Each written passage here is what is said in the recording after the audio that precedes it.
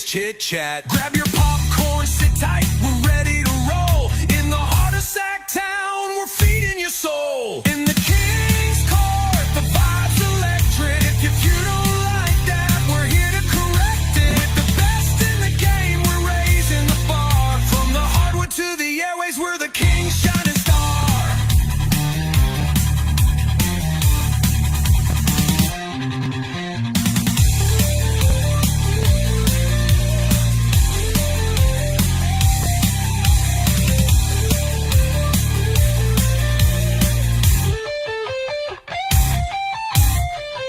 With the NFL, Adams in the ring. Rhino's got the wisdom, hear the praises we sing. Court in session, it's a royal affair. With the fans all around, feel the passion in the air. In the King's Court, the vibe's electric. If you don't like that, we're here to correct it. With the best in the game, we're raising the bar. From the hardwood to the airways, we're the King's shining star. Yo, Possession. where you After at? possession. After possession. New After York. possession. After possession. After possession. Terrible New After York possession. accent. After possession. How about After Mike possession. Brown? After possession. After Holy possession. After moly. possession. After possession. Bringing After possession. possession. After possession. possession. After possession. After After possession. After Okay, Mike. possession. After Mike, you possession. get it. After possession. Mike, After possession. Jalen's not After going to like that. possession. After possession. Mike, After Cat, possession. Mike, After come on, my possession. man. You guys Get a hold of yourself, got what I'm Mike. saying. Okay, I think they get it. New York fan, I think you get it. How's it going today? Doesn't it feel like there is just so many things that, like, across the world, I'm not even talking about with basketball and free agency, it's like there's a push to get some stuff done before this holiday. Certainly, and this is not going to be show fodder, but baby oil supplies will still be on the shelves over the 4th of July weekend. There will not be a run on baby oil, but Sean Combs was acquitted on the major charges. So he remains in jail, though. And that's not why you're here, but it's been a really newsworthy day. Kind of blindsided by the New York news with Mike Brown, and I've got some more information on it. I tweeted out a couple days ago that things were warming up with Mike Brown and New York. He was going back for that second interview. New York Knicks run New York City! Bing bong! Tell me a little something, KD. Don't you regret not coming to the Knicks? How crazy is it? Let's just think about this for a second. Really quick. Mike Brown is going to go from being the coach, working for Vivek Ranadive, to working for James Dolan. I wonder if Mike's got a little musician in him. Can he play the bass for James Dolan? Did they have that discussion? Is that part of the contract? The contracts, although it's not been announced yet for Mike Brown and it's not official, I do have some information for how that's going to work because no, unfortunately, Mike does not get to double dip. In fact, Mike and Tony from PTI, they're discussing it right now. Here you go. Is the horse that he can ride into the winner's circle because he's done so many things in and around great teams, great players, worked for Greg Popovich, worked for Phil Jackson, followed Phil Jackson, actually, worked for Steve Kerr. I mean, he's worked with Kobe Bryant and LeBron James and Steph Curry.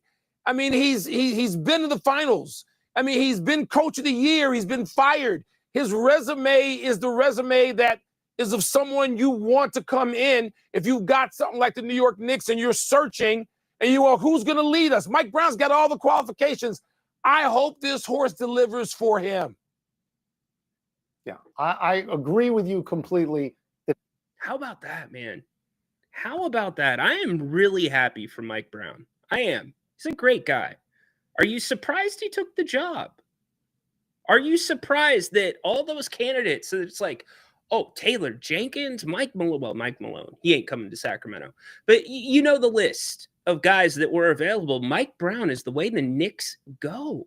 Interesting. And Shams talked about it as well. And I thought his comments on why the Knicks really liked Mike Brown were kind of surprising.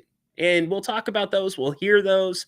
On top of that, we've got free agency that we'll get into, but definitely a little bit of Mike Brown talk today for the Knicks. Want to hear from all of you. We already got the phone line starting to light up. So if you want to call, you can scan the QR code that is on the screen. If you'd like to hit the link in the chat and call, you can do that as well.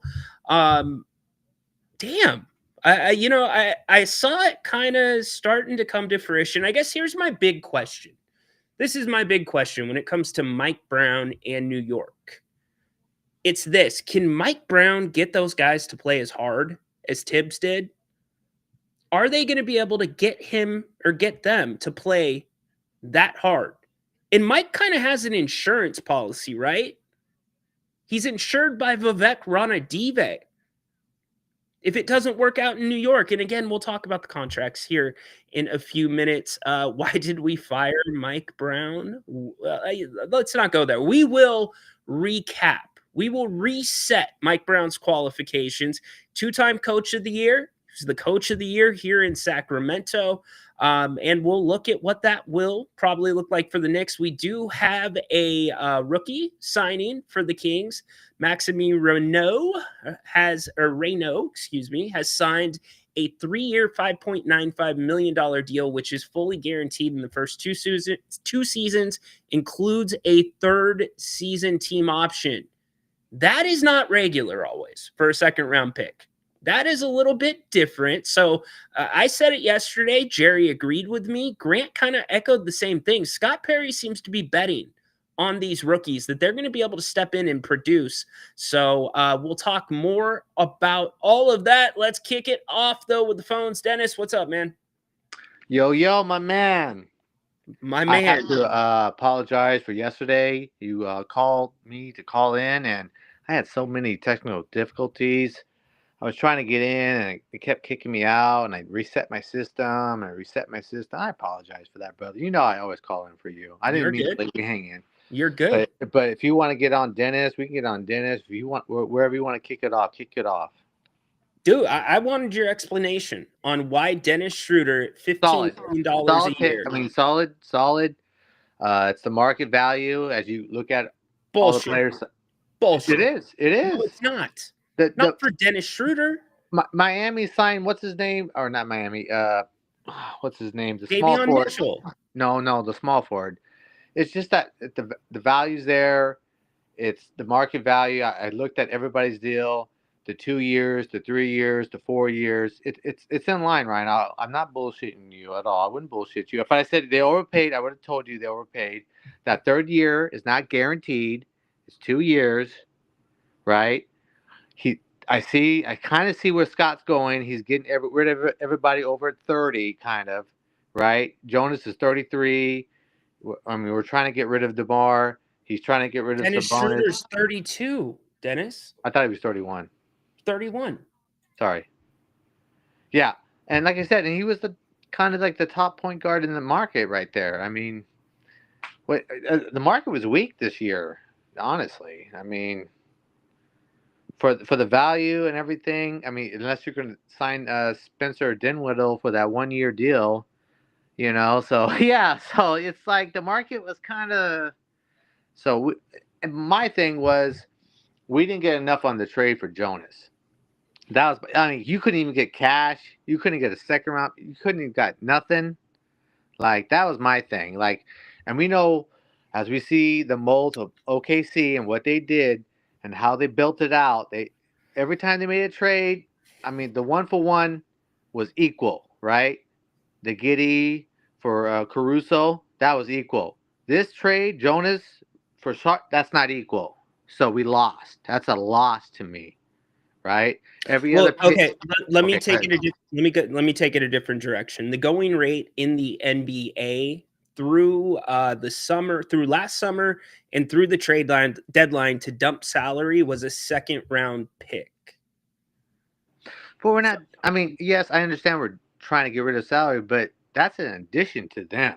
They, like, Joker is playing like 40 plus minutes. Like he's going to get a breather now, a solid breather. Like, and we saw that from last year when Domas was out those 10 games and how Jonas came in and just filled it right up.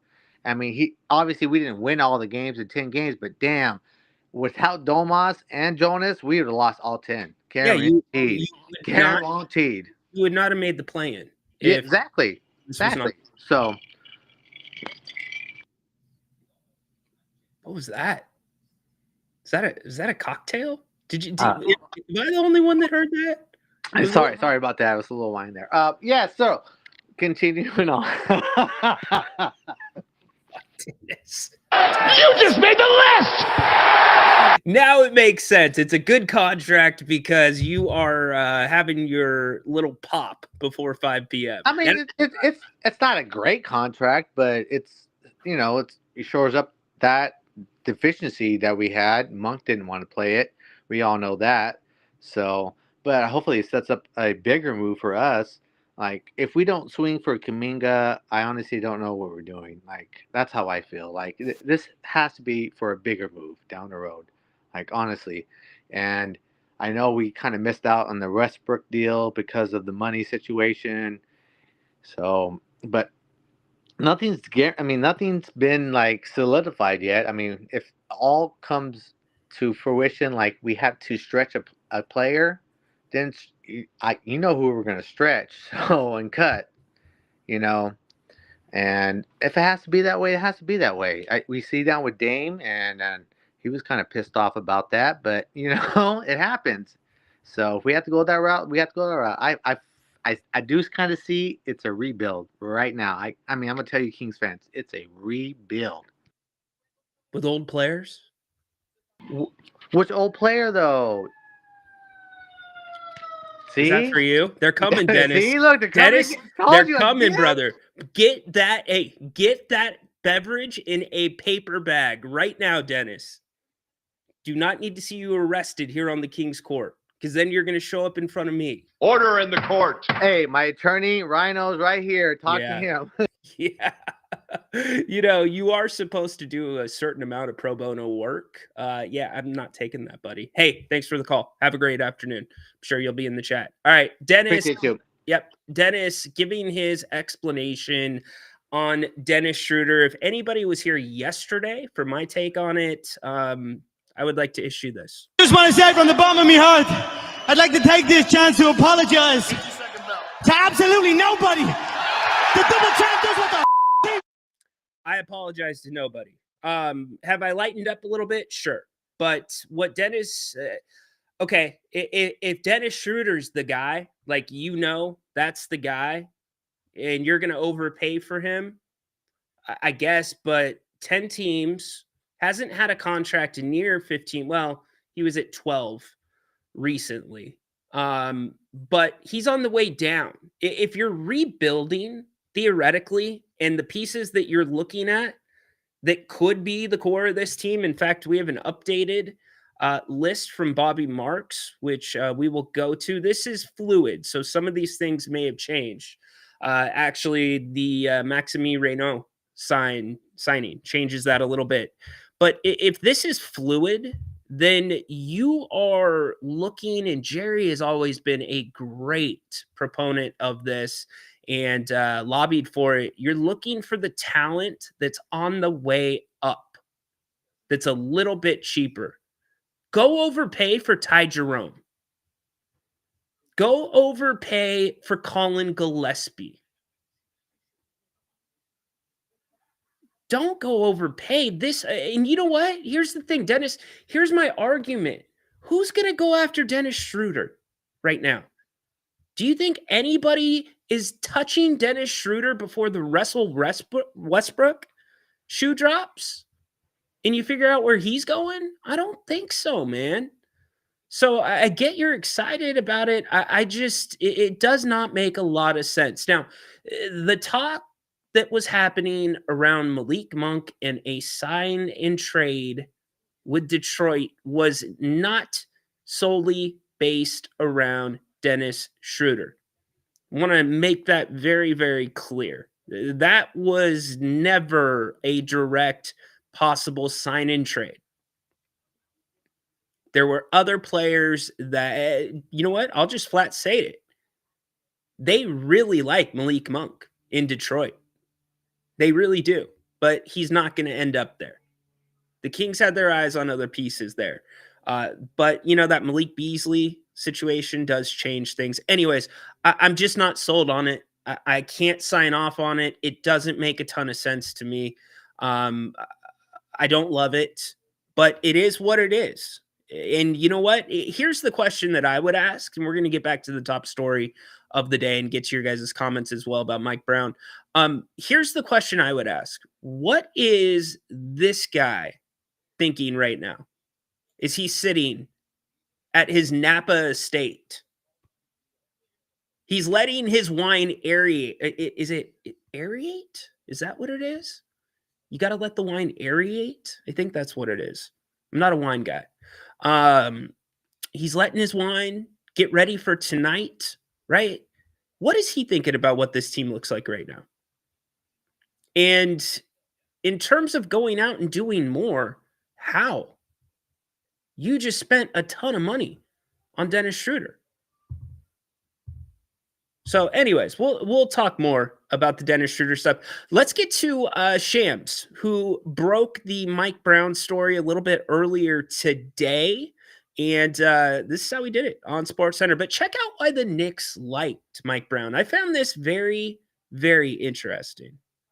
I'm told two-time NBA head coach of the year Mike Brown is expected to be named the next New York Knicks head coach. And this comes after Mike Brown had his second formal interview with the Knicks this week, and this time with owner James Dolan on Tuesday. And the job now will be his. Knicks president Leon Rose began this head coaching search about a month ago. When they fired Tom Thibodeau, they requested permission and were denied by 5 current head coaches, and then they started their process of interviewing several available coaches. They went through multi-round stages, and now Mike Brown, he's a 4-time champion as an assistant coach. I mean, he's coached a vast array of superstar talent across 3 decades as an NBA assistant and head coach. LeBron James, Stephen Curry, Draymond Green, Tim Duncan, Manu Ginobili, De'Aaron Fox, and Domantas Sabonis most recently. And in 2022-23, he had the top-rated offense in the NBA. The Knicks are obviously hoping for that same type of adaptability and offensive creativity this upcoming season around Jalen Brunson and that at the end is actually what kind of threw me off a little bit. The Knicks liked the fact that the Kings had the best, and you know what? Everything Shams set up till that point, I agree with. Mike has managed big personalities. He's been around the league. He's done a good job. I think he did a decent job here in Sacramento. I don't think he was always given the right ingredients. I don't think Mike Brown and Monty McNair ultimately saw eye to eye in terms of what this team should be built around. I think there was a little bit of a divide there after the first Beam Team year, which you would understand, because when Mike Brown had his introductory press conference here in Sacramento, it wasn't about offense. It was about defense. We heard defense a lot from Mike. And defense is really kind of where he's hung his hat over the years as a head coach. He has had 2 separate teams. Think about this. With the 3-point problems here in Sacramento, defending the 3-point line, he has had 2 separate teams where he has been the head coach that have been the best in the NBA for an entire season at defending the 3-point line. So defense to me is where it's at. The offense came as a surprise.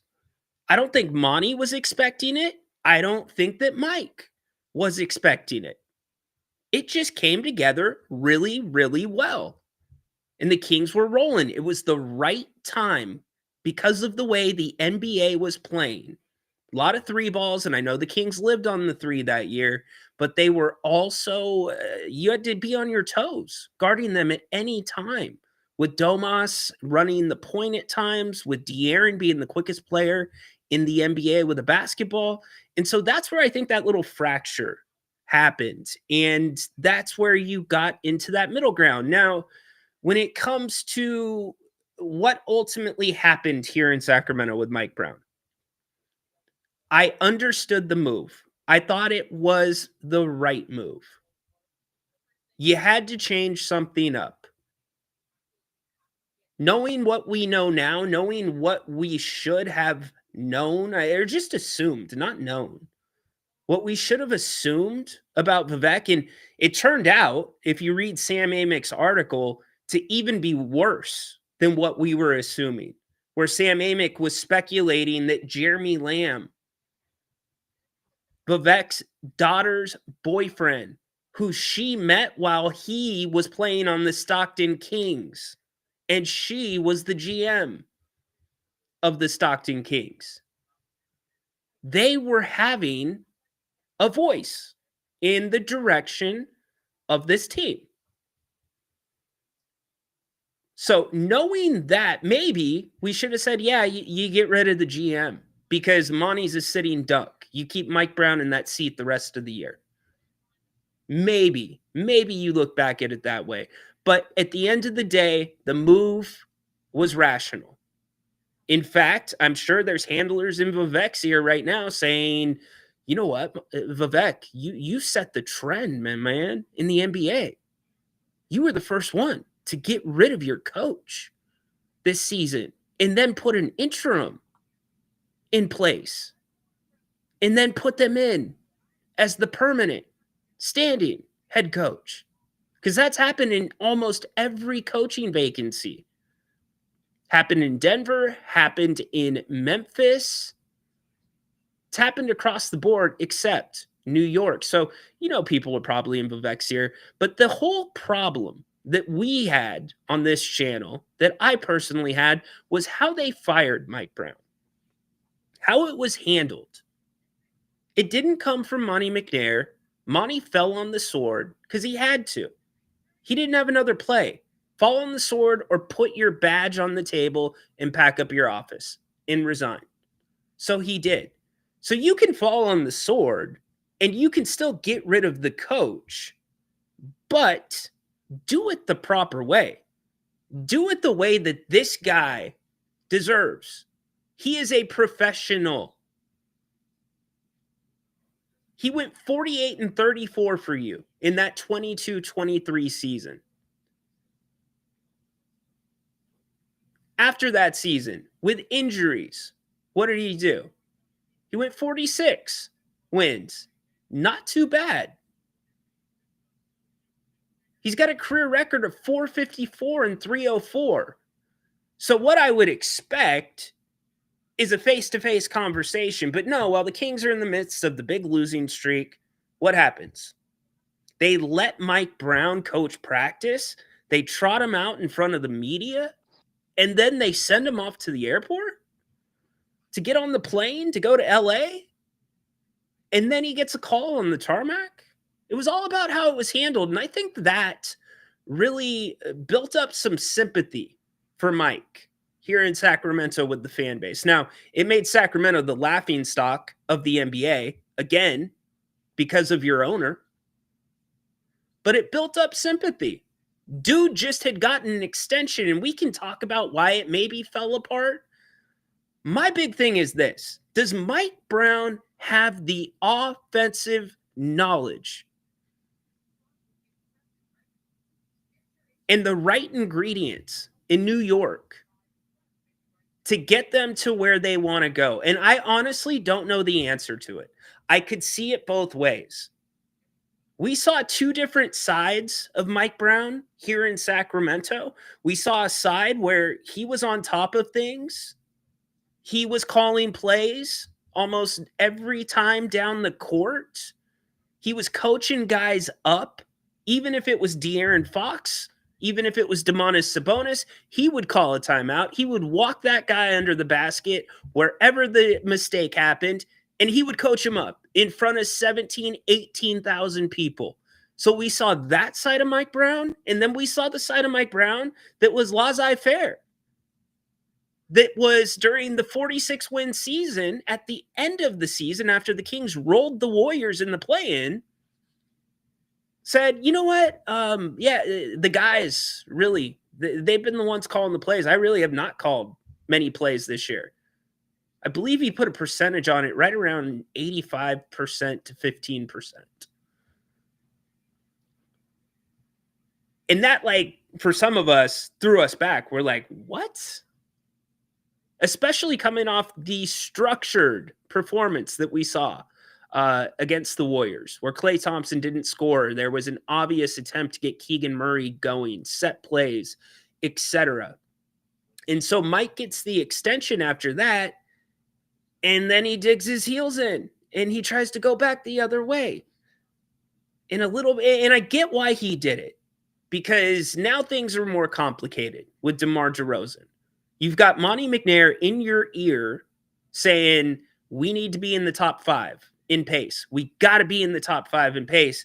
And you're looking at DeMar DeRozan and integrating him into an offense where the pace dropped from the year before when they made the playoffs. So he had a difficult task. He also had the money to back up his stance. He dug his heels in. He took back a little bit more of that power. So here in Sacramento, I think it was a mixed bag. I liked the signing for New York. And if you're Mike Brown, I'm sorry, I just got to call it as it is. I apologize if this offends you, but the guy's got balls of steel. He does. To be sitting there getting more money than probably should be allowed in your checking account on a regular basis. The bank's calling him like, hey, Mike, you can't have that much in your checking account. We told you the last time that the Kings direct deposited your check. You got to do something with it, man. He could sit back and collect that until it runs out. No, he's going to New York. He's going to New York, taking up the challenge, and not only taking the challenge, which is this championship or bust, he's going from Vivek to James Dolan. Does it get any more badass than that? I've got all the respect for him in the world. And for those that kind of have been wondering, because I got this question a lot today, does that mean the Kings are going to be paying his full salary and then New York's going to be paying him too? Yes and no. So the Coaches Association has most coaches, all coaches, have clauses in their contracts, which basically do this. Now, they can be different. Some can be lump sums. Some can be a little bit more dragged out. Some can depend on the outcome and what happens with the other team that you're going to coach for. But this is the concept of what's in the contract. Basically, the Kings. So Mike Brown set this year, I believe, to make right around his contract was reported for 3 years, $30 million. It was really $8.5 million for the first 2 years with incentives built in that could get him to 10. The third year was quasi-guaranteed. There was some weird language that none of us really got a clear answer to about is it a team option? Is it a Mike option? Et cetera, et cetera. So what will happen is the Kings, if he goes to work at New York, which by all accounts, he's going to be their next coach. If he signs on for $5 million per year, the Kings likely, this is how it works in most cases. And I talked to somebody that's been a general manager in this city earlier today. What usually happens is the Kings make up the difference of what the coach was making if he wasn't coaching. So if Mike signs in New York for 5, the Kings are going to be on the tab for $3.5 million. And vice versa. If the Knicks are paying him $8.5 million, you got to refer to the contract. Again, not every contract is the same, but that is the general concept within the NBA. When coaches are fired and then they go to get a second job or they get hired right back again. So look, this guy's right smack in the middle of it. I was hoping he would call. Patrick, what's up, man? How you doing today? How you doing, Ryan? I'm doing great, buddy. What's the reaction like in New York? Well, I'll be honest with you. I just got out of work, so I just been reading comments. It's a mixed bag. Okay. You know, I mean, people are sort of like, they're not so much against Brown himself. It was about more like how the Knicks went about the firing of Tibbs. And then you were expecting another coach to be hired maybe like a day or two later, like they had a plan. Right. And then it's like they didn't have a plan. They you know, they couldn't interview anybody. So it was the reaction more is like they had to settle with Mike Brown than actually, you know, like he was the first guy that they were thinking of. Yeah, it didn't look like they had a super clear plan, but I wasn't as bothered by their search as a lot of the national media was, and I know it's been getting a ton of run in New York as a negative. I mean, it's okay to go looking around for a coach, but when you had like probably the best coach they've had in 5 years, and you're going to let him go, Right.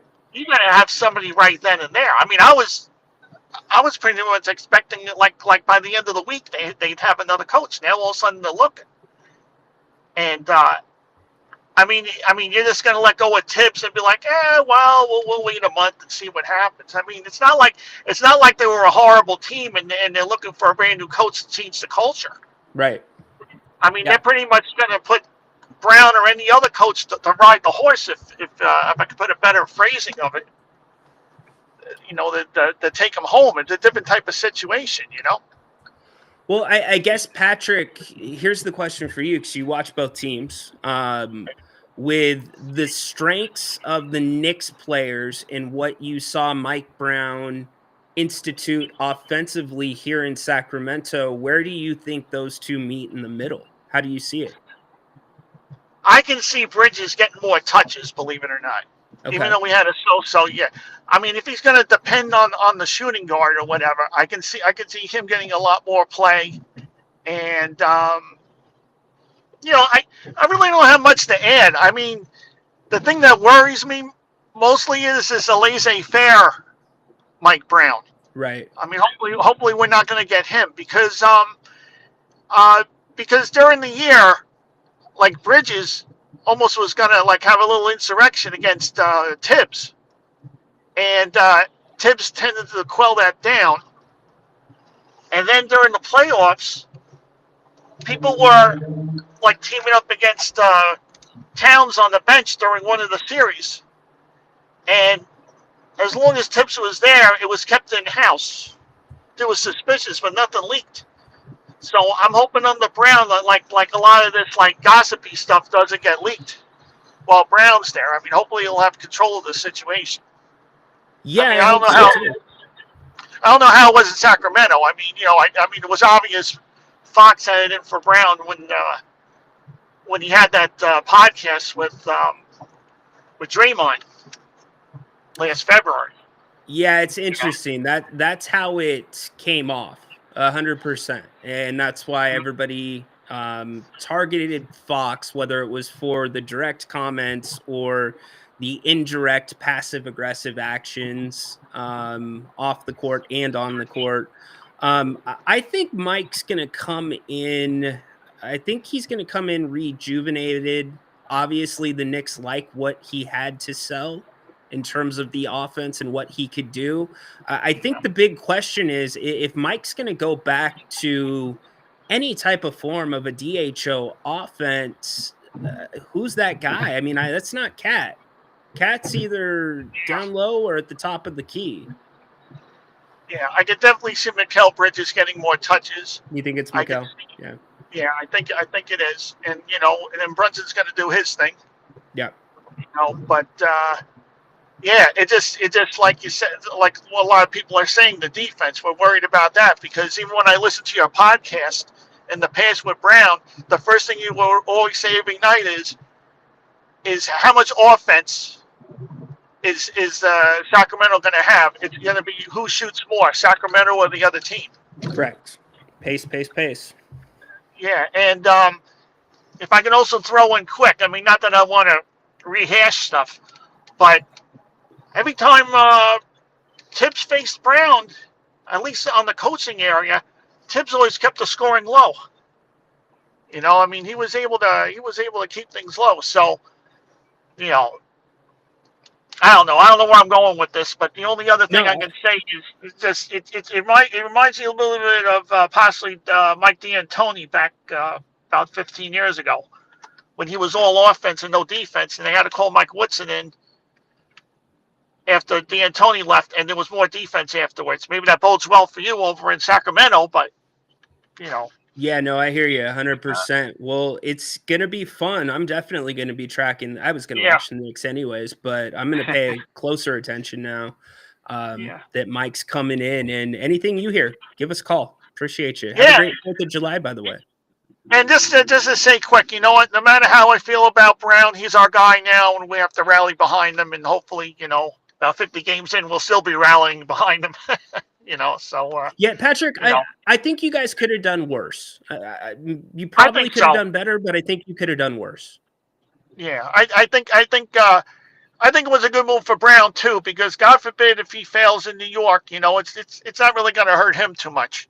Whereas if you got like somebody like Jason Kidd or you got these like really high profile coaches, they're going to have like egg on their face or whatever. But I think Brown can survive either way. But I just hope we can survive either way, to be honest with you. So Well, the bottom line is whether it was I hope you guys are able to too, or at least you come out of the East and the Kings beat you. But now I'm just talking crazy. yeah, all talk. right. You'll sound like me now.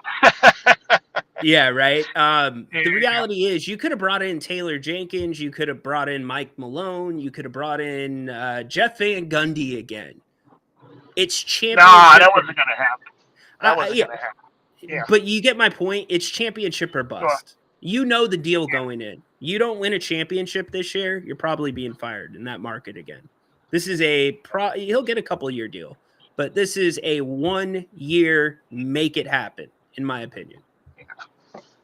Yeah, well, I can see him getting 2 years, and then they'll freaking cut him if he doesn't get anywhere close to the championship. So. Yep, 100%, 100%. Hey, you know, Enjoy it. Yeah, go ahead. I'm sorry. I was going to say, Patrick, here's the other thing to watch. Mike Brown's staff. I'm interested to see what Mike Brown's staff looks like, who he's going to bring back. And now think about this, too. Your head coach of the Kings in the Beam Team year when they made the playoffs and your associate head coach are both head coaches in New York now. Wow, I know. That's crazy. Crazy. You know, if you ask me, the Kings and the Knicks, and if you told me a year ago that Brown was going to be coaching the Knicks and Tibbs would be fired, I would have laughed at you. I would have been like, what are you talking about? But yep, no The doubt. NBA. It's the NBA. It's crazier than ever with this CBA. Thanks, Patrick. Enjoy your 4th. Thank you. Yeah, Thank you, you Ryan. too, buddy. You know what I really wanted to ask Patrick too? Does he ever make it out to Coney Island for that hot dog contest that I boycotted last year because of what they did to Joey Chestnut? Well, Chestnut's back, so I'll watch again this year. Dude, the stuff they do, like dipping the dogs in the water. Joey Chestnut, man, different cat. But that would be a scene. I'm not going to lie. That might be on the bucket list. I got to see that in person. I got to see how fast he's really slamming those dogs down. Anyways, this is a home run for Mike Brown. This is landing on your feet, sprinting like Usain Bolt. Patrick brought up an interesting point to me about the gossip, the stuff getting leaked out. I have two sides to that. You predominantly had the same team together here in Sacramento. If you're just joining us, Mike Brown is projected to be the next head coach of the New York Knicks. We're talking about that. You had a team that was together for 3 years. So that team got pretty familiar, pretty comfortable. You spend as much time with them as you do your family 8 months out of the year. So things are going to happen. And also good things can happen. That chemistry grows. I think part of that reason is why Mike kind of leaned on the guys a little bit more the second year. He saw a growing chemistry. He saw them being able to have a decent basketball IQ. They were making the right play more times than they were making the wrong play. And so he gave them more power. I get that. Players, coaching in the NBA, it's about managing personalities. So things getting leaked out, Monty McNair ran a really, I don't know, I would say a very tight front office. Not much came out from Monty or Wes. But then when you got to the third year, that was, I think this was Mike Brown's fatal mistake here in Sacktown. And that's why I think it's going to be interesting to see how he approaches it in New York, because Mike will be able to handle the media. He's got the charisma to do it. He has the resume, the experience. He's coached LeBron James. He has the abilities to deal with what that media is going to throw at him. I think the bigger question is what he's going to throw at the media, because the third year in Sacramento, right off the bat in training camp, you could tell guys were too comfortable, and you could tell that Mike was, he had his heels, it's how it was explained to me. He dug in his heels on certain things, pulled back some of the power from the players. And I don't think they really liked that too much. I think that was part of the issue with De'Aaron Fox. I know that was, well, not necessarily with the other player, but in a sense, he had to do it. Or else you can't throw DeMar DeRozan into the middle of that and make it work at a high pace that your general manager is demanding the team play at. Your general manager is sending you 4-page analytic reports every single day showing how teams turn out and how they play through the numbers. If you're at this pace or above, that's a tough ask. But Mike also, I think he overshared with the media. He said a lot of things that, and this is for, think about this. DeMar DeRozan, who just so well respected around the NBA, about as easygoing as it gets, DeMar was rubbed the wrong way by some of Mike's comments, and they were never super direct. It was the general ones, because remember the narrative, the third year, it's like, well, I'm doing what will win us ball games. I'm giving them the roadmap, but they're the ones that got to listen. And then you start hearing, and here we go. Can't believe I'm saying this again. Somehow, some way. On the surface, it seems super innocent, somehow, some way. Like, that can't cut too deep. But when you put it in the context of you have the best basketball players in the world that are also professionals, you have 3 different all-stars and 1 future Hall of Famer in that locker room, and you're throwing out somehow, some way, like the stars need to align. Everything's going to have to match up perfectly. And that's assuming they're playing at their elite levels. That's going to rub some guys the wrong way. I think Mike tried too many things. And when I mean tried, I mean like in a court sense. He fought too many battles in the media that third year. And for me, that is what ultimately, that combined with the frustrations about the point guard position, that is what ultimately did him in. The minutes, that was a concern. So now on the positive side, if you're a New York fan, Mike has shown that he has a pretty good eye for a system that moves the ball well, that can get up and down the court. He can get the guys, or at least has the schemes, to defend decently. And I can tell you, he has 10 times, speaking on a whole, not individually, he's got 10 times more to work with in terms of team defense there and their abilities. So that should improve. I think it's about Mike's ability to adjust to the players' strengths. We didn't see the Kings team go to really an offense predicated around the pick and roll until Malik Monk began to start. And the pick and roll was unstoppable at times between Malik and Domas. James, thank you so much for the super chat, my man. Mike coached different the third year. He's going to do the same in New York. He got too comfortable, lost the locker room. He did not lose the entire locker room. I want to be fair to Mike. He did not lose the entire locker room. He lost 3 guys. There were 3 guys that were not in opposition, but did not agree with what the Kings were doing schematically.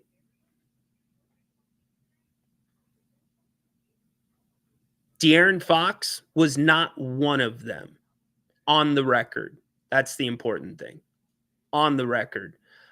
Bro, and thanks again, James. Really appreciate that. Bro, the Kings ain't won a damn thing. Playoffs should have 0 power, get called out, held accountable 24/7 until you start getting into the playoffs consistently.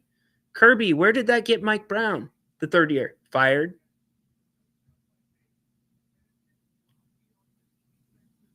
It's where it got Mike Brown fired. Now, maybe that's because that group had been together for 2.5 years, and there was a little bit too much comfort.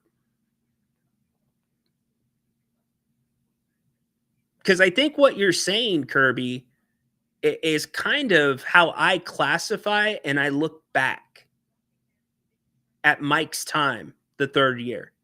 That was kind of the mindset. He called out De'Aaron Fox how many times? He would call out Domas occasionally.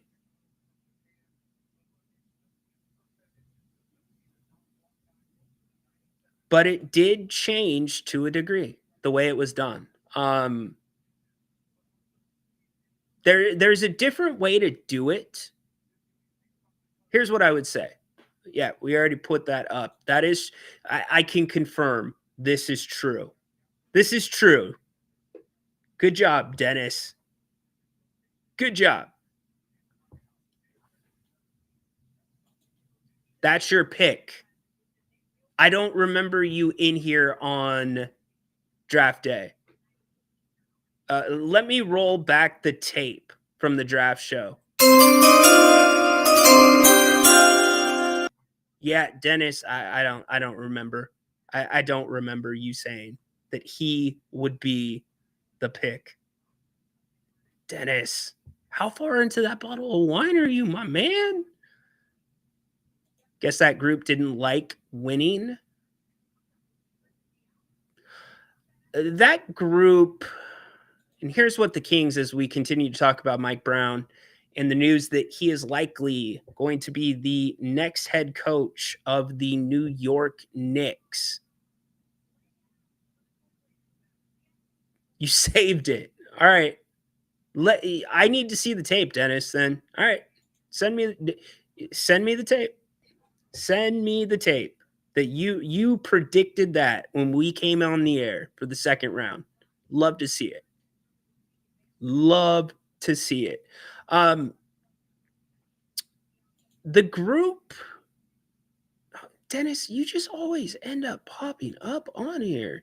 Guess that group didn't like to win. I think that group felt like they were...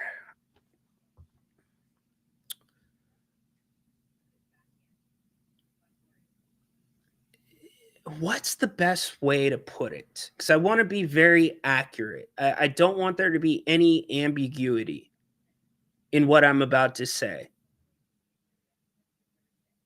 The group felt like the team was unbalanced.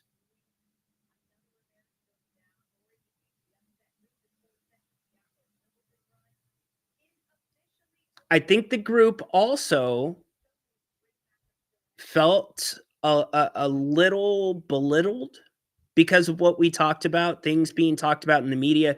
When your head coach comes out and says the day before, 2 days before the start of the regular season, when you're coming off of an 0-5 preseason where you shot the 3 ball at like below 30%, when you're headed into game 1, and by the way, many of you 49ers fans, so you saw your preseason and your off season and your training camp be really funky, and you thought the team was going to turn it on and they were supposed to win a championship last year. Kings fans thought that was going to be the year you finally got what probably was the biggest, if you consider it, a free agent signing in DeMar DeRozan. You thought that was going to be it. Like, this is it. Like, this is the team that's going to do it. And Mike Brown steps up to the mic and says, you know, I'm just, it's going to take me a while to get comfortable with my rotation. It's going to take me a while. And I know there was some turnover on the roster. I understand Trey Lyles was hurt. I get those things, but that's predominantly the same group that you've had. You can't do that.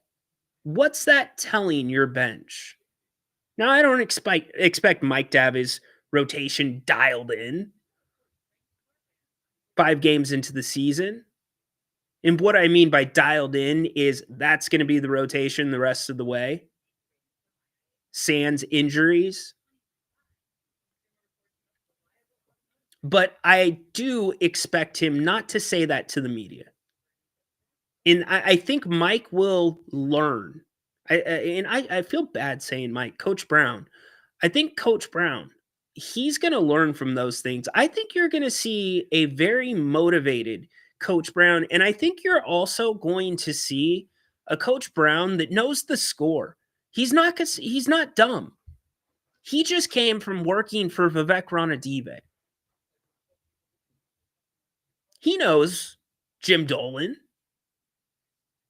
He knows the score in New York, and largely, for the most part, up until this Tibbs firing, Dolan, who was more like Vivek than he was a good owner, he had finally taken a little bit of a step back. In fact, Leon Rose was the one that wanted Thibodeau to come in and coach the Knicks. Dolan was not a fan. Dolan didn't want Thibodeau, but Dolan still rolled with his GM's decision. But guess who ultimately stepped in when the Knicks failed to win a championship this year? Even though, think about this, they accomplished what that team, every team sets out to win a championship, but that team last year was built to beat the Boston Celtics. Built to beat the Celtics, and they did. They just ran into a team in the Pacers that really was a team of destiny. I know they fell short. Tyrese tears the Achilles in Game 7. They fell short, but that was a magical run. I don't think you're going to see a lot of runs like you saw the Pacers make this year, especially with the way that they did it. So Mike knows what he's walking into. It's championship or bust. And so for him, why does Mike need to get off the couch? Coach Brown need to get off the couch right now.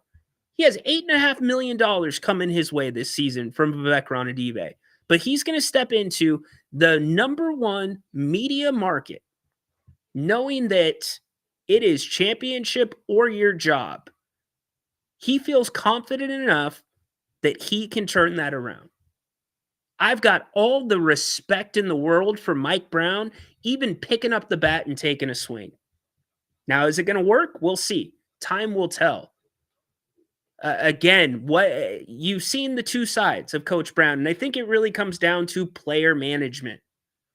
Players coach, authoritarian.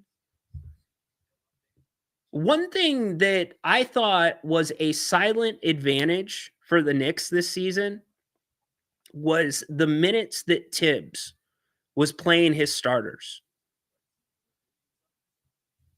The New York media was killing him for not using the depth on the bench, but you definitely saw that as the playoffs went around, Mikal Bridges is a perfect example of this. When the Knicks would get to the fourth quarter, they were so much more conditioned than their opponents more times than not.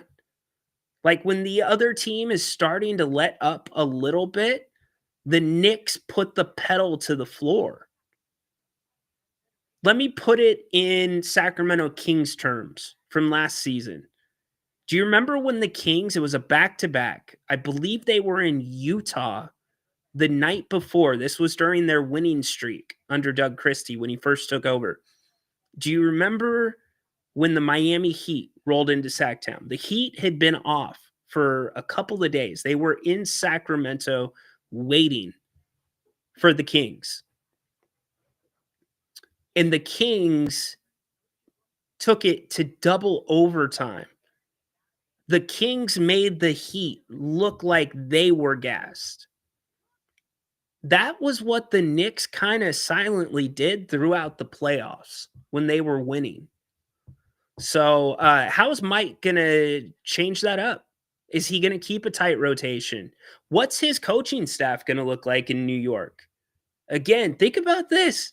Your associate head coach and your head coach, who was the coach of the year in 22, the only unanimous coach of the year in 22-23 here in Sacramento, are now the head basketball coaches in New York. Brooklyn and the Knicks, Jordy Fernandez and soon to be Mike Brown, according to the reporting. Again, if you're just joining us, here was Shams earlier today on the Knicks landing on Mike Brown. I'm told two-time NBA head coach of the year Mike Brown is expected to be named the next New York Knicks head coach. And this comes after Mike Brown had his second formal interview with the Knicks this week, and this time with owner James Dolan on Tuesday. And the job now will be his. Knicks president Leon Rose began this head coaching search about a month ago. When they fired Tom Thibodeau, they requested permission and were denied by 5 current head coaches, and then they started their process of interviewing several available coaches. They went through multi-round stages, and now Mike Brown, he's a 4-time champion as an assistant coach. I mean, he's coached a vast array of superstar talent across 3 decades as an NBA assistant and head coach. LeBron James, Stephen Curry, Draymond Green, Tim Duncan, Manu Ginobili, De'Aaron Fox, and Domantas Sabonis most recently. And in 2022-23, he had the top-rated offense in the NBA. The Knicks are obviously hoping for that same type of adaptability and offensive creativity this upcoming season around Jalen Brunson. And so there you go, Shams on Mike Brown.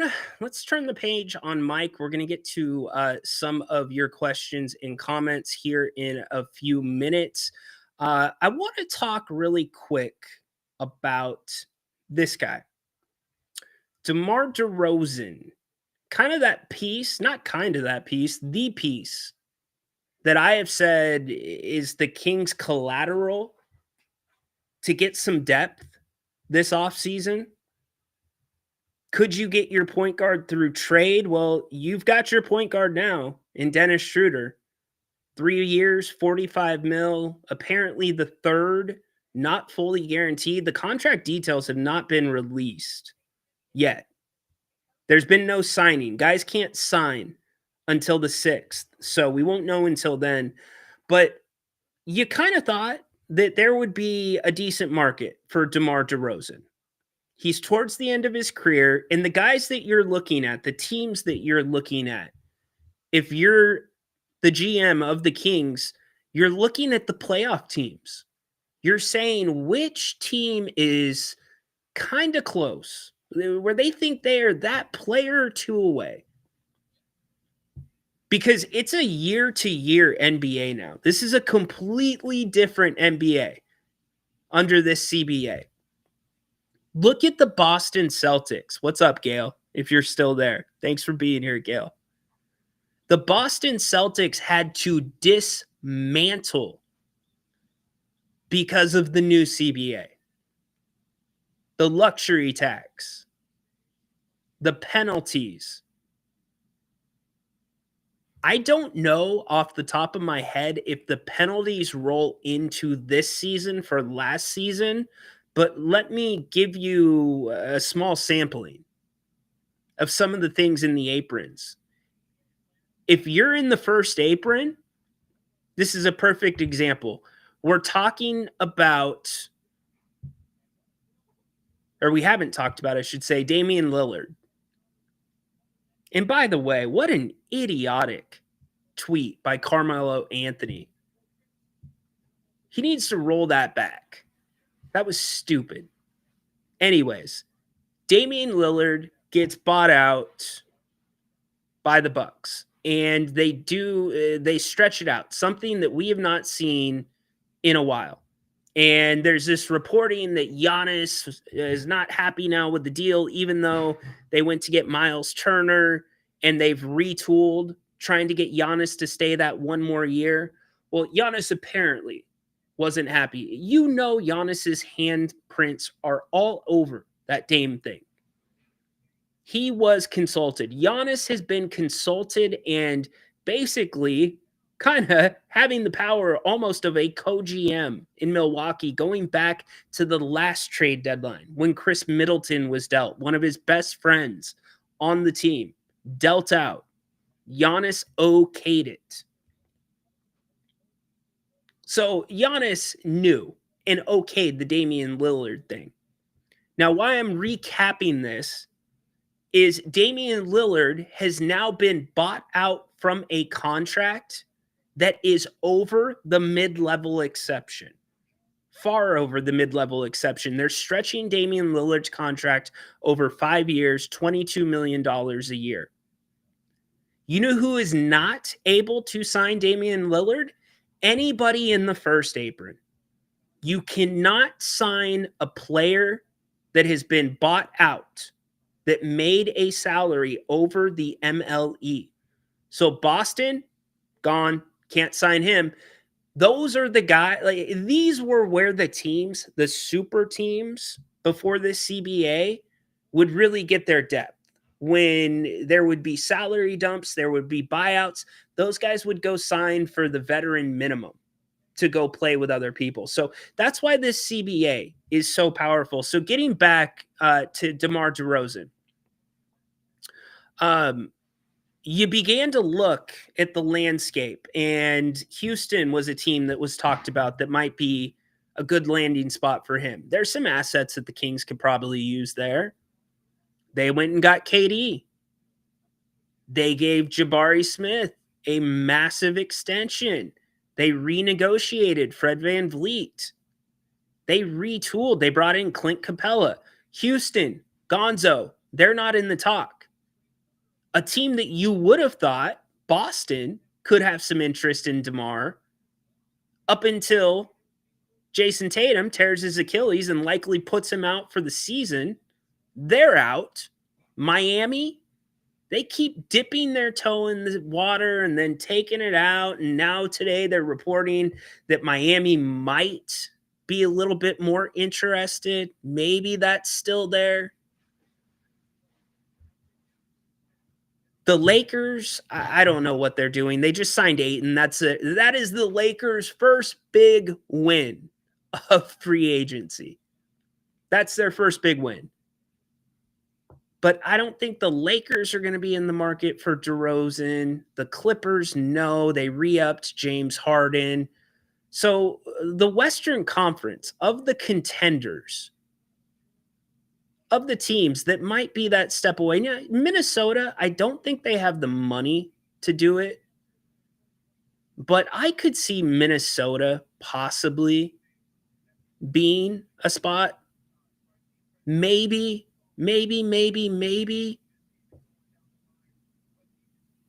Phoenix, no. They're rebuilding. Utah, no.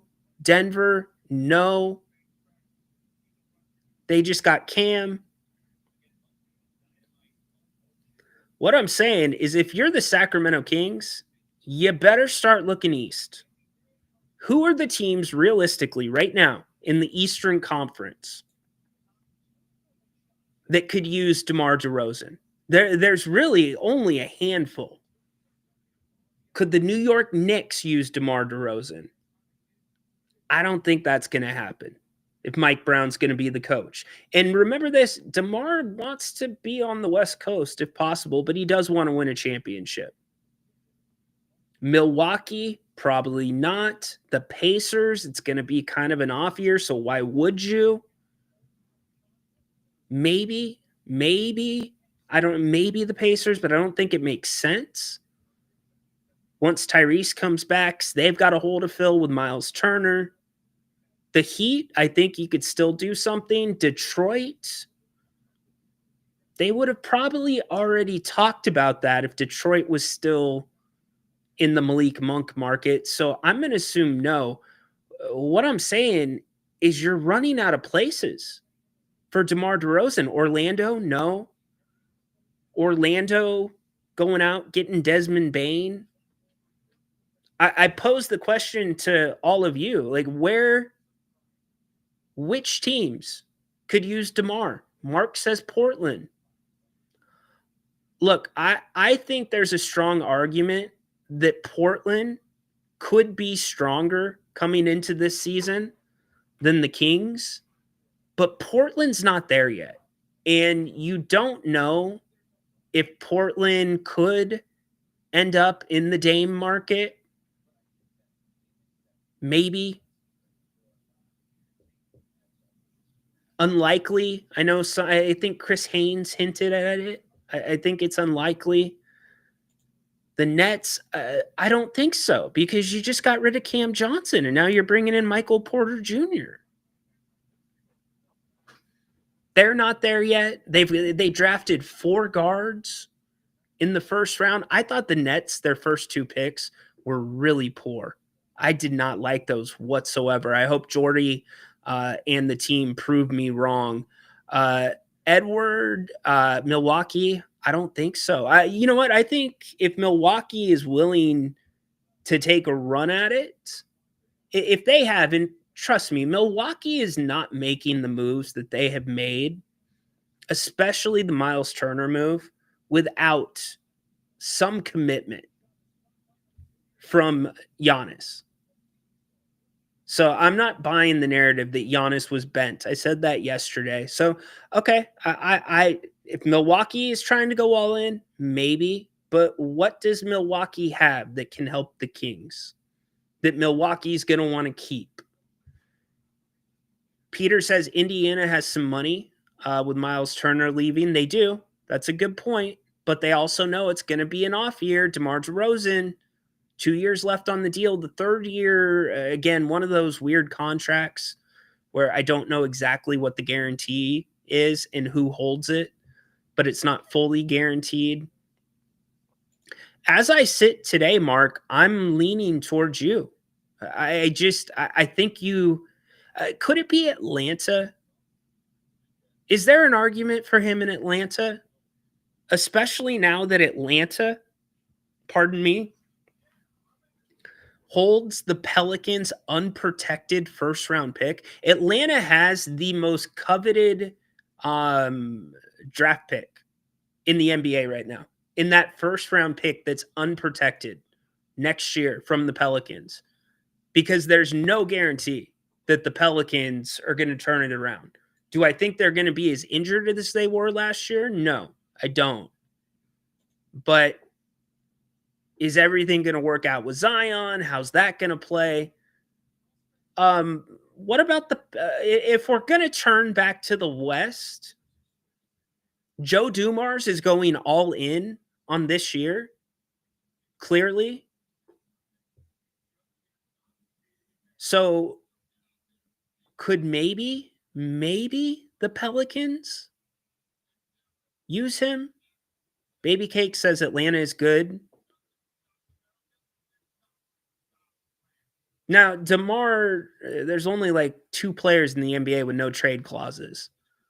So DeMar, he can chime in, but the Kings ultimately hold the leverage and the power. And quite frankly, if the Kings sent DeMar DeRozan off to just insignificance, especially on the East Coast in losing, I would feel awful for DeMar because he was sold a different vision when he came here last year.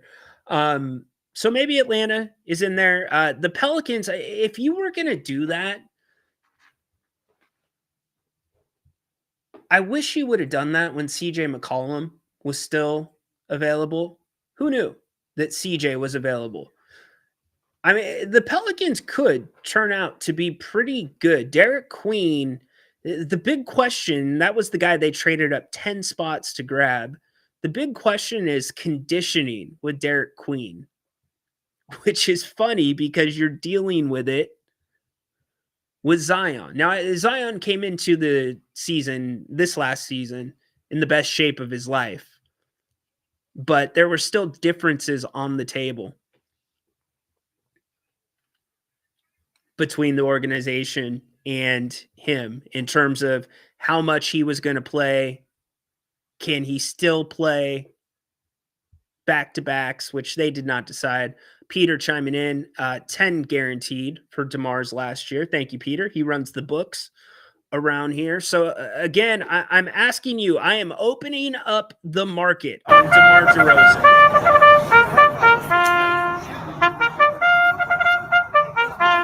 If you are Scott Perry, who are you calling right now?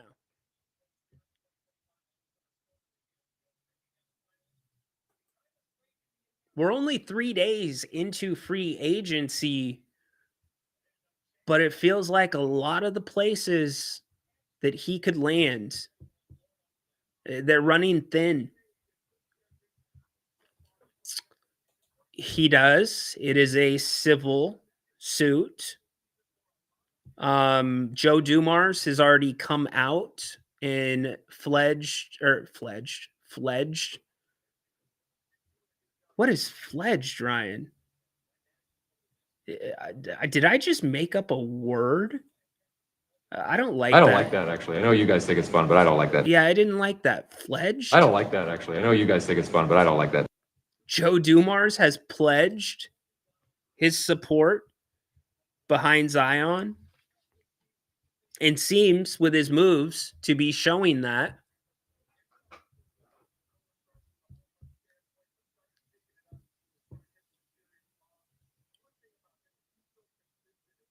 What about Memphis? What about Memphis? Clippers? That would be ideal for him. But what do the Clippers have that the Kings would want? I mean, we can look at, I've got ESPN up right now talking about free agents because there's still going to be some guys to land. And Dennis, my man, Dennis, let's wait and see how much Josh Giddey gets per year. You think, if you weren't with us yesterday, I read a list of point guards who last year or this year are set to make $15 million or more. There was 21 players on the list now. Maybe that changed today. But here's the list. Stephen Curry, Tyrese Halliburton, Luka, Trae Young, SGA, massive extension. You know what's interesting about the Thunder? I haven't said their name yet.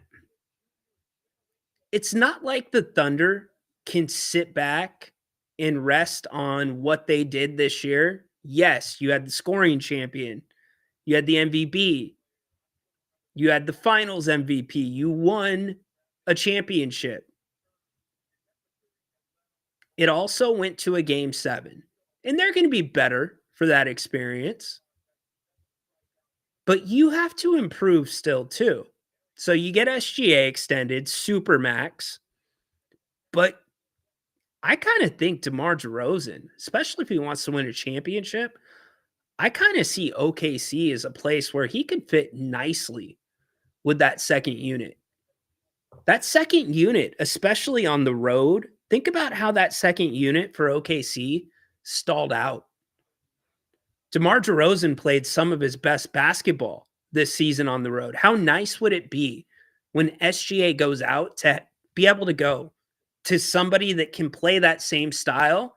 Because the Thunder, although they did it with the Pacers and they were able to win the series, that pace is not the pace they want to play.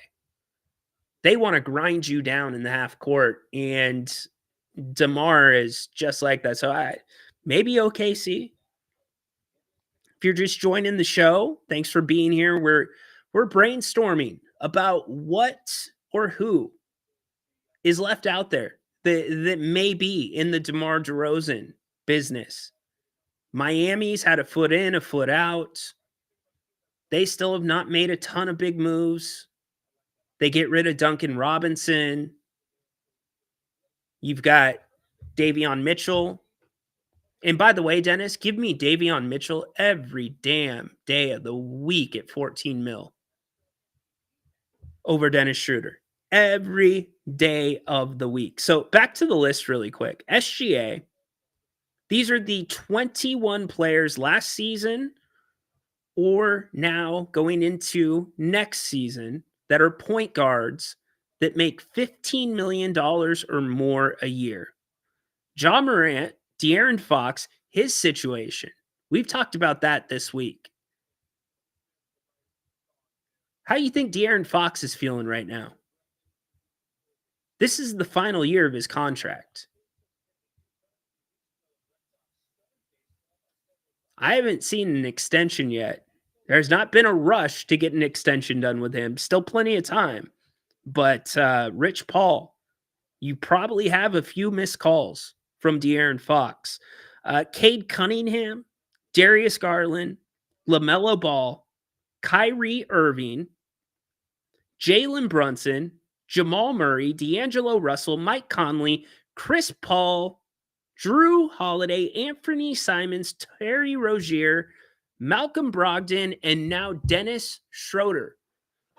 So, Dennis, you're telling me that's market value for Dennis Schroeder? No, it's not. Which names do not fit in that category? Dennis Schroeder and Malcolm Brogdon. Those are the two names. Yeah, absolutely, Peter. Absolutely. The Spurs got him for nothing. They are trying out De'Aaron Fox right now. Like, you know, when you go car shopping, especially if it's a used car, I guess maybe sometimes new car dealerships will do this.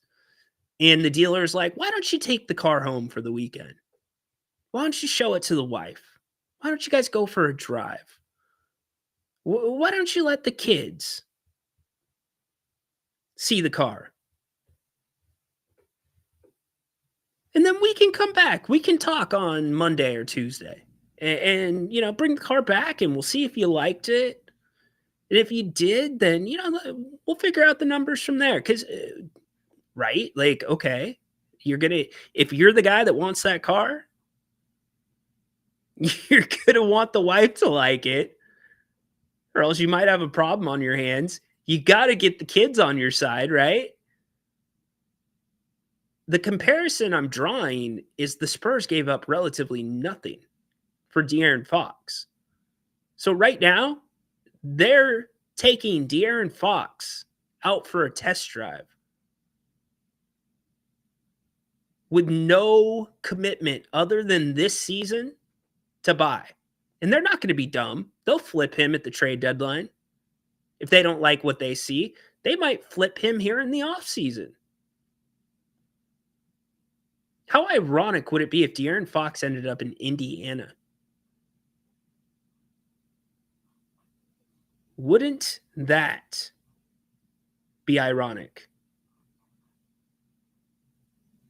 If you're just joining us, New York fan, pumped.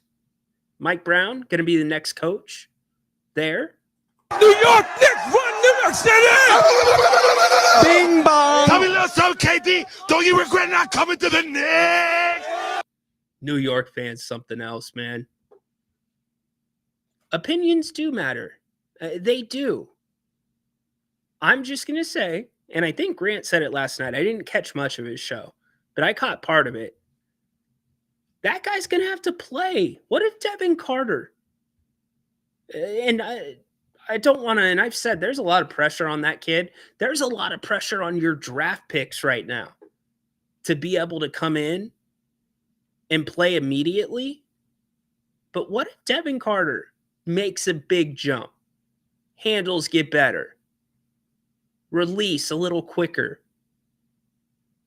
And he should be starting over the $15 million point guard who's on his 10th team. You put Russell Westbrook on that contract, I get it. King's premium. I'm getting an MVP. I'm getting a guy that played basketball that mattered the last couple of years. Schroeder, it just doesn't match up. Yeah, he played okay in the playoffs. Doesn't blow me away. Quentin Grimes. By the way, Ben Simmons, still available. Some reports that New York may like Ben Simmons there. Ayton is gone off the list. Jonathan Kuminga. This is such an interesting one to me because Steve Kerr, he fell out with Steve Kerr. By the way, while we're on the topic of Steve Kerr, he said Mike Brown could always have a job with him.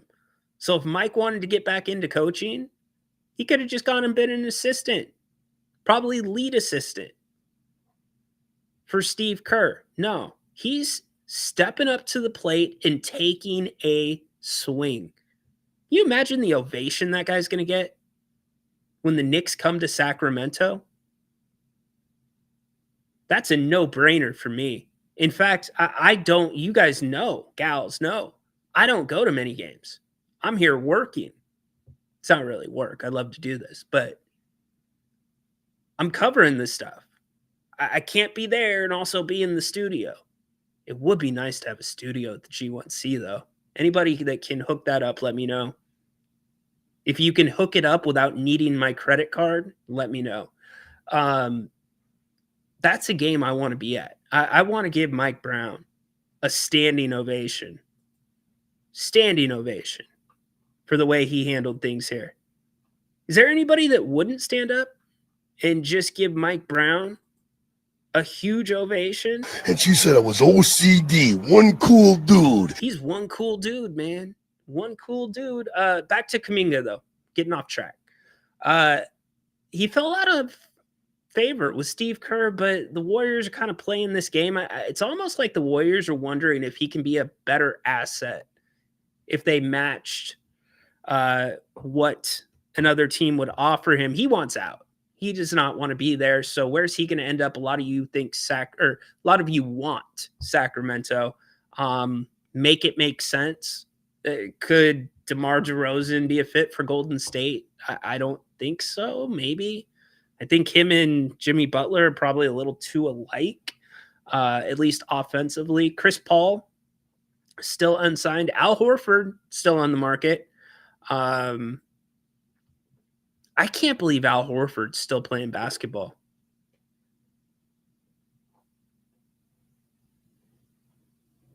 Looks like we have a little bit of a connection issue with the chat. You can get me a studio near the Golden One Center. I know a place. Really? All right, Peter. Would that place happen to be your place? You don't have to answer. Yes, the Kings need a point guard, but the problems are so much deeper. Yeah, they absolutely are. Look, your general manager, the best read that I can get on it, and many of you, thank you, by the way, if you checked out yesterday's show with Jerry Reynolds, him and I agreed that it sounded like Grant, actually, from what I picked up on his show at 8 o'clock, which, speaking of Grant, he will be back again tonight. This is your last show with Grant before the 4th of July. So make it count. He'll be taking your questions, talking about Mike Brown to the Knicks. Somebody be brave and step up to the plate and call Grant and get his take on the hot dog eating contest. And I don't mean like, hey, Napes, do you watch the hot dog eating contest? Somebody should call Napes with the odds for the hot dog eating contest, like a horse race.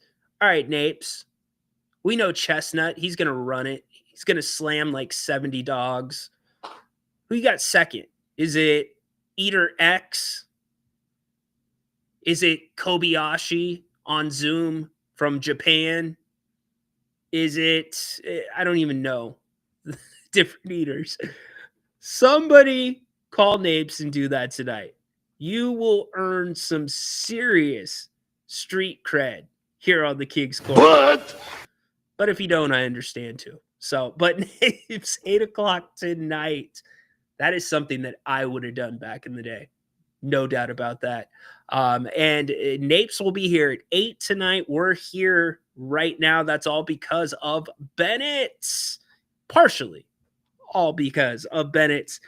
Go check them out. Sacramento, Howell and Fair Oaks, Rockland, Roseville, whatever is closest to you. Check out the website, bennettsrestaurants.com. Prime cuts, seafood, a steak. You want a great steak, place to go. Bring your appetite too. Super fair prices for what you're getting. But if you want something on the lighter side, the redfish, awesome choice. Blackened, and also I kind of thought like a grilled lemon was just a garnish, but apparently in California, if it's on the plate, you got to be able to eat it. It makes a difference. You get that smoky lemon flavor and the spinach, incredible. But what's really cool about Bennett's is the fact that they're running specials all the time. Happy hour every day of the week, Monday through Sunday, 2 to 6 o'clock. Also on the weekends, one of my favorite things is the weekend brunch. That is from 11 to 2 p.m. at all locations. Not a brunch person? Go check out the Prime Rib Friday, Saturday, and Sunday. And then also miscellaneous specials throughout the week that are awesome. Wine and Dine Mondays. I'll stop talking now. They've got lunch specials too. So what I'm saying is get to bennettsrestaurants.com. You can check out all of the menus.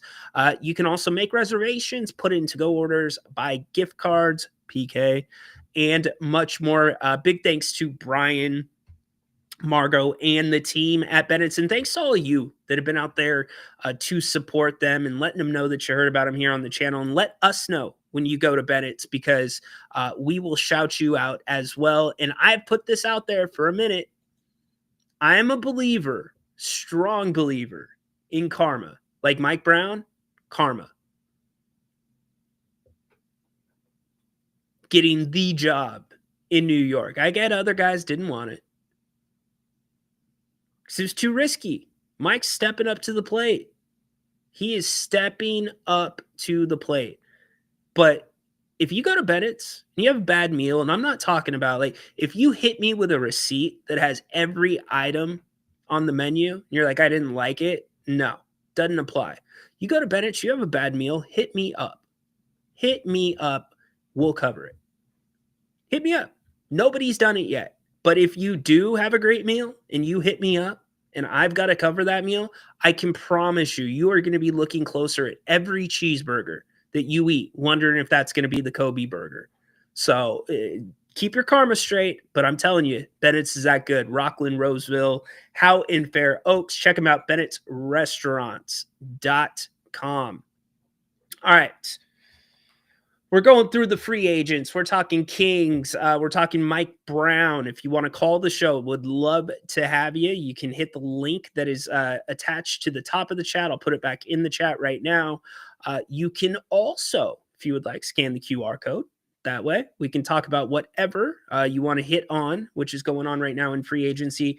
Al Horford, I can't believe he's still in the league. I remember being in Florida. I was in Florida for the final. I wasn't there for the Final Four, but the Final Four was going on while I was in Florida.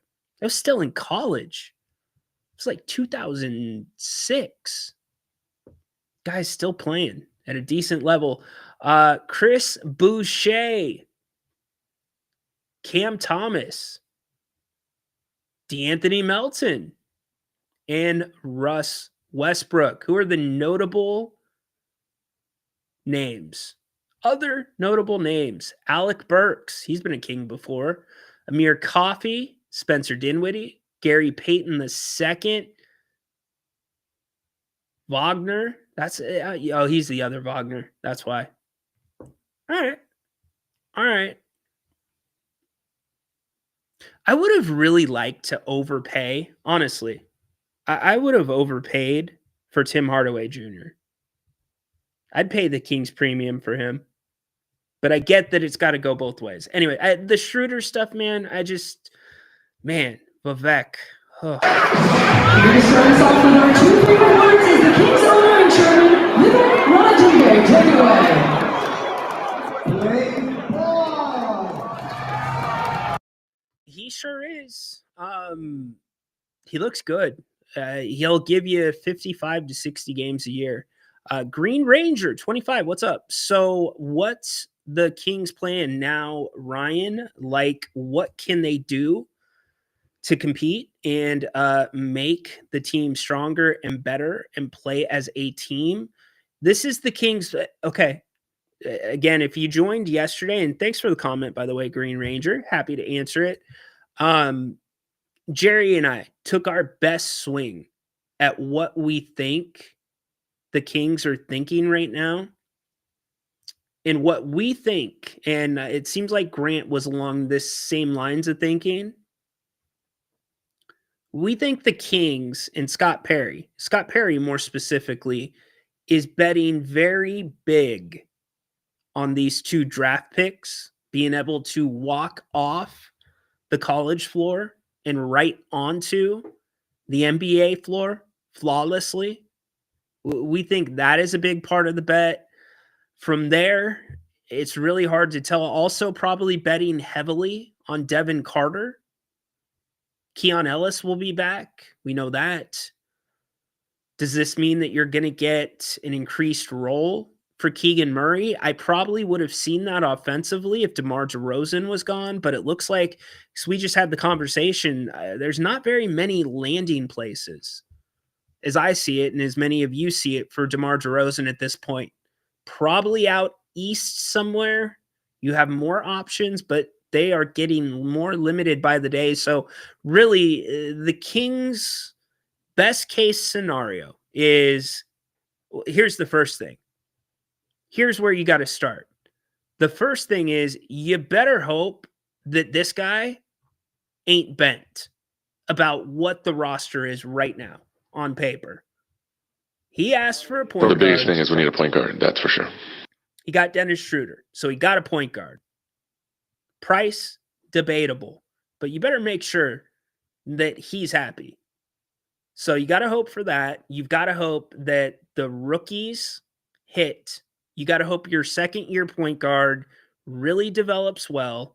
And then you've got to hope that the point guards are able to really facilitate the offense and show us a completely different side of Zach LaVine, show us a different side of DeMar DeRozan, because those guys were asked to facilitate and they are not. DeRozan's a good passer, but they're not facilitators. That's not the strongest part of their game. And most of all, honestly, Green Ranger, you've got to plan and hope for better basketball IQ. The basketball IQ was awful last year. It fell off a cliff, and it's because they were playing, and they have been doing it the last couple of years, playing guys out of position. So maybe Scott Perry can find a way to get guys back into position. Again, we're only 3 days into free agency, but names are going quick. All those things need to fall into place for the Kings to probably have a chance at the play-in, the way we sit. Maybe the Dallas Cowboys put the Kings in a close second. Don't know that. Has there ever been a team with a better fan base and a worse owner? Arguably, the New York Knicks. Well, you guys talking about the Cowboys. Now I know how the Cowboys came into play. I don't know. I don't know what to say about Vivek. I mean, it is what it is. I see some of you talking about Scott Perry. I was really high. Actually, I was very low on Scott Perry. Not so much because of him, but because of the process, because of where he's at in his career, the terms in which he accepted the job, being told this is going to be your head coach. I was uncomfortable. He had all the ties back to Detroit in the Knicks. It was just a little, I'm like, and then the first 2 press conferences, quite honestly, he came off as a used car salesman. The second press conference with Doug, you could definitely tell Doug was letting Scott take the lead, which to me, if I'm reading between the lines, like they're not really step in step yet, which they had only been together a week. But then when he spoke after the first round of the draft, he really, it was the first time I felt like, it felt like the Scott Perry that, like, if I walked into Scott Perry's office, let's say that, we knew each other. We're friends, right? We used to do a podcast together, right? If I come up to Scott in a room full of media members, he's going to be a different Scott. But if I walked up to Scott in his office and he's got his tie off and we're shooting it back and forth, that would be the type of Scott Perry that I saw in the press conference after the first round. I saw none of the used car salesman. Everything he said made sense. His logic, he just made. And here's where I think we got to draw the line with these players and us, me being very high. Jerry Reynolds said an A in the draft, and maybe a C- or a D as the roster sat yesterday. Here's where our high grades came from with the draft. Neither of us know if those players are going to turn out. We don't. But what we do know is the first round pick that Scott Perry traded is likely going to end up being 2 second-round picks. So he flipped it for a first-round pick in a year where you needed bodies, and both of his draft picks fell within. And remember, he did the press conference on day 1 after the first round. He hadn't picked Reynaud yet. But both of his picks were completely in line with what he outlined. Guys that had played out or close to out of their eligibility. Guys that were a little bit more built body-wise to hopefully step onto an NBA floor. A little bit older. That's why we gave the draft an A. It wasn't, and I like the Nick Clifford highlights. I was watching some earlier today of one of his individual workouts. Reynaud, I think I don't know yet. I think there's some upside there, but I don't know. But we gave it an A for not how the players are going to turn out, but what he did and why he did it, and the fact that it fell within his plan. Seemed like there was a plan there. So maybe Scott still has a plan right now, but it feels a little scattered. We're having a hard time making it out. Really, what we can make out of it is what I said before. that he is betting on the young talent, hoping that they can come through. Philly could be dangerously good if Embiid returns. I doubt it. I don't see it. Vivek's the problem. Until that's fixed, talking about free agency is pointless. Okay. Well, let me ask you this. Scott Perry didn't pick a quote-unquote Nick Stauskas, a guy where it's like,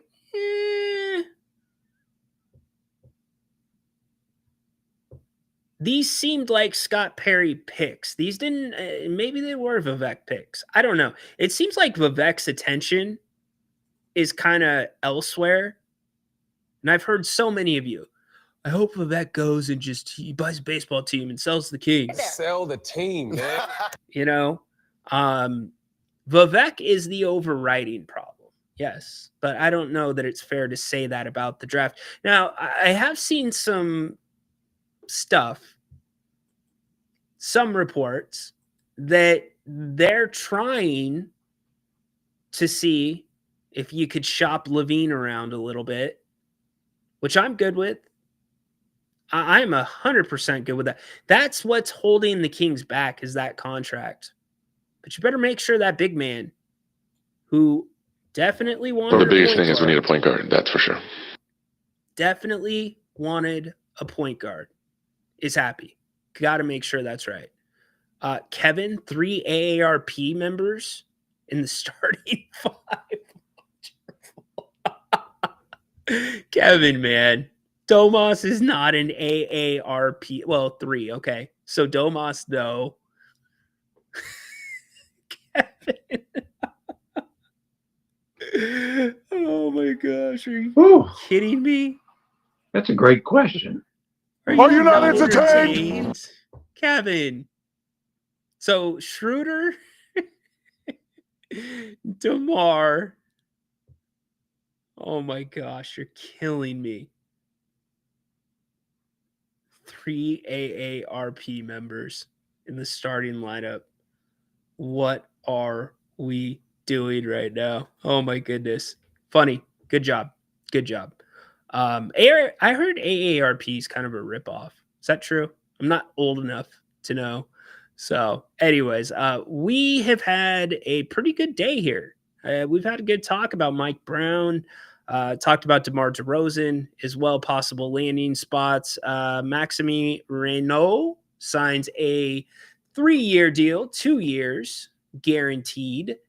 That's a $5.95 million contract, by the way, for a second-round pick. Mike Brown going to be, per Shams, the next head coach of the New York Knicks, and the Kings remain on the clock. Are they going to make a move? Is there any moves left to be made for the Kings? We've kept this graphic up a lot. Bobby Marks does an excellent job putting those together. But this is what the Kings had to work with before the Renault signing. Right there. That's it. That is what they have to work with. I mean, on paper right now,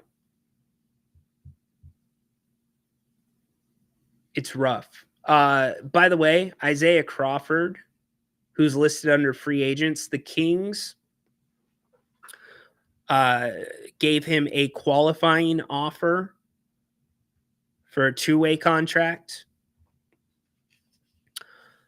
I don't know what's up with Mace yet. Mace is working his tail off, by the way. He looks great.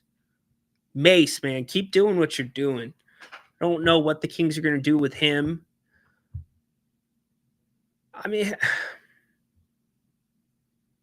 if you're betting on, seriously, and I'm gonna have probably one of those moments right now that is not super realistic, but I think there's an argument to be made there.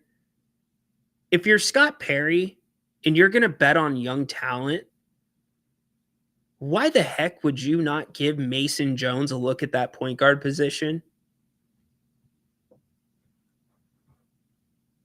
The guy was the G League Finals MVP. Had massive games in the playoffs. Yes, the G League is definitely not the NBA. He's transformed his body and his game. Now, he's more of a scoring point guard right now. He can still dish it, but he scores. But if you're betting big on Young,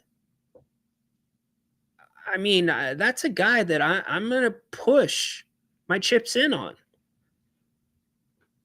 He's proven his work ethic. His handle is fine. He's not going to kill you with his quickness, but his craftiness continues to get better and better. And oh yeah, he just led Stockton to a G League championship.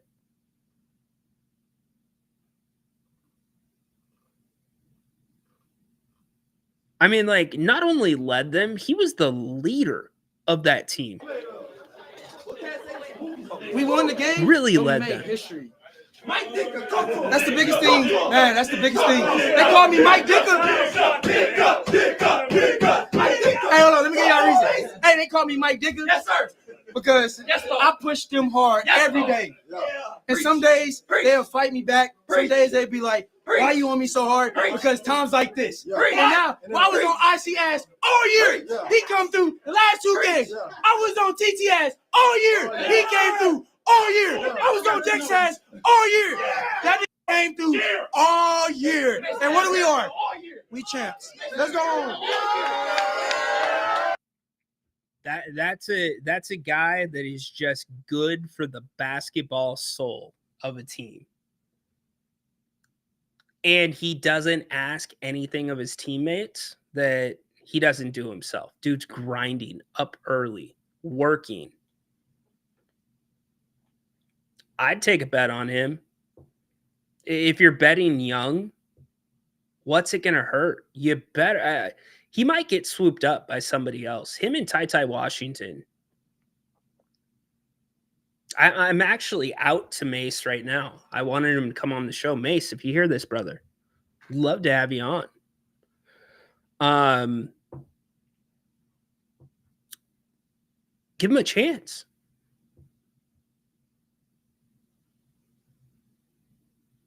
Mason Jones isn't going to screw this thing up. He's not. If you're betting Young, give him a chance. Can't you say he's earned it? At least if he's not signed somewhere, at least invite him to training camp. Beavis says Mason's trying to get out of SAC. That's what he's doing. It's not what he told me, but okay. Let's see. Where is Devin Carter? He's getting ready for Summer League. Is he not on there? He left Devin Carter off the last one too. Good job picking that out, Navy. Good job, Navy Joe. Thank you for your service, by the way, if you were in the Navy. But Devin has been working out with a lot of the Stockton guys. He was working out with John Elmore. What was it, a week and a half ago out in Natomas? So he's getting his work in right now. All right. I think we've had a pretty darn good day. LeBron has now played with 9 number 1 overall picks, the most in NBA history. Did you see Bronny's response today about everything going on with LeBron? Wasn't that interesting? Bronny's like, yeah, I'm not really a part of that stuff. Feel bad for Bronny. He probably didn't want it this way. He wanted it, but he didn't want it this way. Kings need to trade Devin Carter because Rhino doesn't want to add him to the graphic. It's not my graphic. It's Bobby Marks's. I didn't make the graphic. Said Bobby Marks does a great job with these graphics. Like 5 minutes before I put it up or right when I put it up. Devin gets his chance. Yes, he does. Back to the question. I forget who asked it. Like, what can we look for? What can we hope for? Or what's the chance for this team? You can't take much a ton out of Summer League. I know you saw that you had something with Keegan. If you have a guy in Summer League that is putting up big numbers and he does it all of Summer League, then you're like, all right, we might have something, because Summer League's much different. The number one picks are not playing every game. And we have to acknowledge this too. Guys are going to go down. Guys that were drafted this time last week, there's at least one that will probably not play this season because of injury. Ask Denver. So you better hope that that doesn't happen with any of your guys. But with what to look for with the Kings, if you see a very strong Summer League, which, if I'm being honest, if Devin Carter is on that team and Isaac Jones is on that team, the Kings should be winning a lot of their Summer League games. And both of those guys, I think both of them should be playing all of Summer League. That'll be up to the Kings. Those are two guys more. I would put Devin Carter above Isaac in importance in this sense.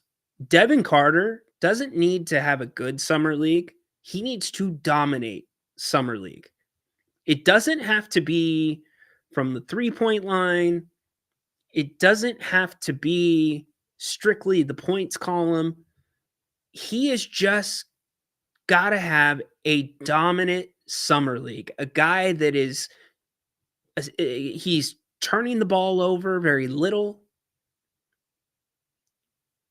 A guy that's getting his teammates looks, picking up assists. A guy that can score it when the team needs him to score it, can also knock down a shot. Because Devin Carter is a year ahead of most of the guys that are going to be playing in Vegas beginning on I believe it's the 10th of July. 10th through the 20th. I know he did not play. He missed Summer League last year, but he was still around the Kings during that time until he started playing. He was traveling. In fact, Devin came back early from injury. He's got to dominate Summer League. So if you see that, then you're feeling a little bit better. Just a little bit better. Same thing with IJ. I've not looked at the rest of the Kings Summer League roster because it's still coming together. But those two guys should have very, very, very strong Summer Leagues. I might be, actually.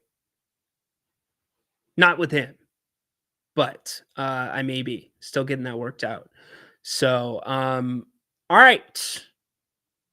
Heck of a day. Thanks for being here. Big news again. Mike Brown is headed to New York to be the coach of the New York Knicks. How about that? Again, in summary for me, I have nothing bad to say about Mike Brown. Certainly he made his mistakes here in Sacramento. The Kings made more mistakes with the way they handled Mike Brown. But how can you say something bad about a guy that has a guaranteed paycheck stepping into the toughest job right now in the NBA? He is in the hottest seat in the NBA, and he's going to go step into it. So nothing but respect for him. I hope it works out for the Knicks and Coach Brown. He's a great guy. Mike Brown has always been an awesome guy. So happy for him. We'll see how it works out. But, man, can you imagine this? I go back to the graphic. Name me a head coach. Seriously.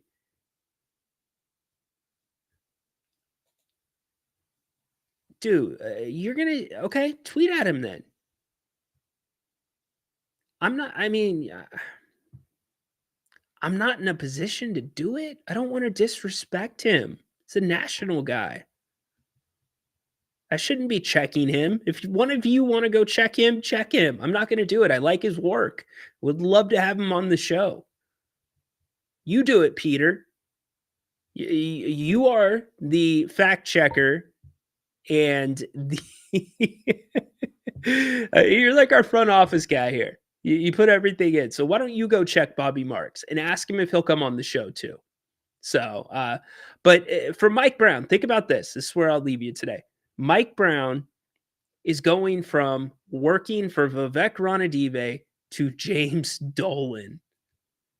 I'll say this. There might not be a better prepared coach to work for a difficult owner than Mike Brown. He's going to have some strong support with Leon Rose. I appreciate that. But he did it. All right. Did you ask him to come on the show too, Peter? Thank you. Awesome. If he replies, let me know. Bobby's a great guy. Bobby's connected to another show here in town, which I think this channel is a little bit better. So we need to get Bobby connected here on the King's Court. But think about this. This is insane. Your head coach from the 22-23 team, unanimous head coach of the year, the only unanimous head coach of the year, and associate head coach that same season. They are now the head basketball coaches in New York. Mike Brown with the Knicks and Jordy Fernandez with the Nets. Mike, Jordy, toast one for all of us in Sacramento. That speaks to your coaching tree. That's pretty cool. You got to acknowledge that as a Kings fan. I think that's pretty cool. According to Shams reporting, Mike Brown will be the next coach of the Knicks. Make it a great rest of the day. It's been a busy day. Really busy day. If you missed anything, you can go back, watch on the channel. Make sure, if you are not already, subscribe. We'd love to have you. If you are, or if you're not, we'd love a thumbs up, a retweet, a like, because we know we've got a ton of people watching on the X platform as well. And if you want to take us on the go, you can find all of our shows, The King's Court with Rhino, on Spotify, Apple Podcasts, wherever you find your podcasts, and all of Grant's podcasts as well under If You Don't Like That or grantnapier.com. All of that you can find on most major podcast platforms. Grant back at 8 o'clock tonight. Thank you again to Bennett's. Thank you to everybody who tuned in today. Spread the word. This channel is growing. Content nonstop coming at you all through the summer. We are just about to get to that dead period. No dead period here in August. We will be bringing it. You're going to have NFL football camps opening. And after that, the season starts in the National Football League, and that means the Kings are getting ready to report for training camp. If anything significant happens with the Kings, we will be back on to cover it. If there was to be a big trade, we'll be back. But until then, Grant, 8 o'clock tonight. Make it a great one. Go Kings. Light the beam. Court's dismissed. Order in the court. Feel good about yourself, Ryan. You're just a part of the King's Court.